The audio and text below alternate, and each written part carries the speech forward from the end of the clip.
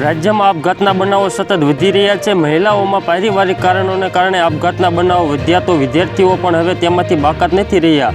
ચાલુ વિધાનસભાના સત્રમાં રાજ્યના ગૃહ વિભાગે ચોંકાવનારા આંકડાઓ જાહેર કર્યા છે। આ આંકડાઓમાં વિદ્યાર્થીઓ કયા કારણોસર આપઘાત કર્યા છે તેની પણ માહિતી આપવામાં આવી છે। કોંગ્રેસના ધારાસભ્ય ઇમરાન ખેડવાલાના પ્રશ્ન પર સરકારે ગૃહમાં જવાબ રજૂ કર્યો હતો। તેમણે જણાવ્યું હતું કે રાજ્યમાં છેલ્લા 3 વર્ષમાં 25,478 વ્યક્તિઓએ આપઘાત કર્યો હોવાની વિગતો સામે આવી છે। આપઘાતના કિસ્સાઓમાં પોલીસે 1901 લોકોની ધરપકડ કરી, જ્યારે 180 પોલીસ પકડથી દૂર છે। આપઘાતના વિવિધ કારણો ગૃહમાં રજૂ કરવામાં આવ્યા હતા। ઉલ્લેખનીય છે કે ગુજરાત અશાંતિ તેમજ અસલામતીનું રાજ્ય બનતું જઈ રહ્યું છે। આ સિવાય માનસિક બીમારી, પ્રેમ પ્રકરણ, ગંભીર બીમારી, પારિવારિક સમસ્યાઓ, આર્થિક સકડામણ અને પરીક્ષામાં નાપાસ થવાના ડર સહિત કારણોને કારણે આપઘાત કર્યો હોવાની વિગતો સામે આવી છે। આંતરિક પ્રશ્નોત્તરમાં વિગતો જાહેર કરાય છે।